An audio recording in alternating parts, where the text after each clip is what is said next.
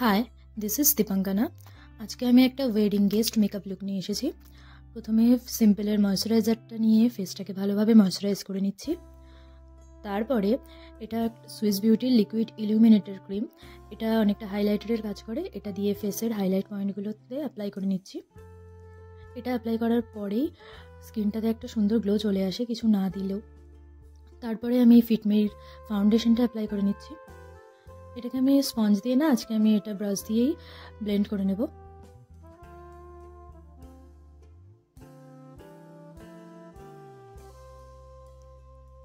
এরপর আমি সুইস বিউটির এই আইব্রো পেন্সিলটা দিয়ে আইব্রোটাকে একটু ভালো করে ফিল করে নিচ্ছি।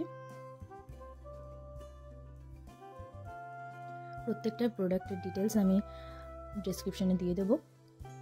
এগুলো আমি সমস্তটাই পার্সোনালি ইউজ করি। এরপর সুইস বিউটির এই কনসিলারটা দিয়ে একটুখানি ভালো করে এই আইব্রোটাকে শার্পেন করার জন্য ইউজ করছি। এটা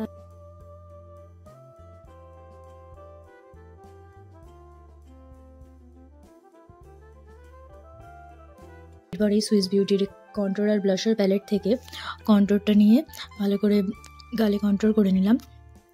তারপর ফিটমির কম্প্যাক্ট পাউডারটা দিয়ে পুরো এই বেসটাকে ভালো করে সেট করে নিচ্ছি।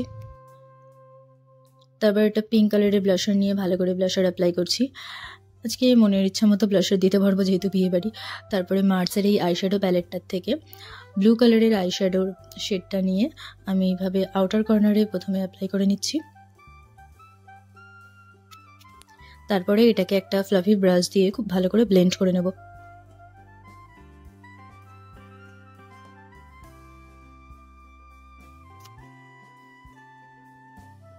পরে সুইস বিউটির আইশ্যাডো প্যালেট থেকে এখানে সেম ব্লু কালারই অ্যাপ্লাই করছি, কিন্তু এই ব্লুটা একটু শিমারি।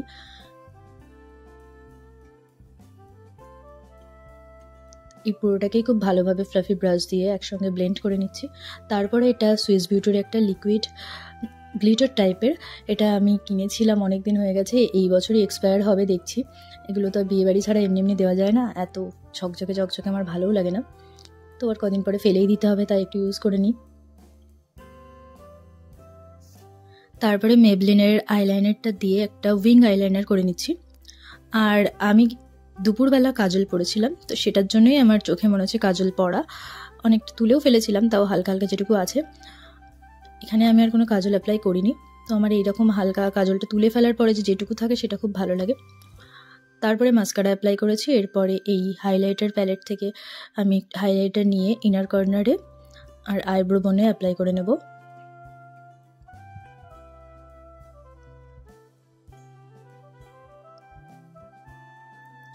রাতের বেলা বিয়েবাড়ি পার্টি মেকআপ, তার জন্য একটু ভোরে ভোরে হাইলাইটার দিচ্ছি। এমনি সময় এত বেশি ঝকঝকে মেকআপ আমার পছন্দও হয় না।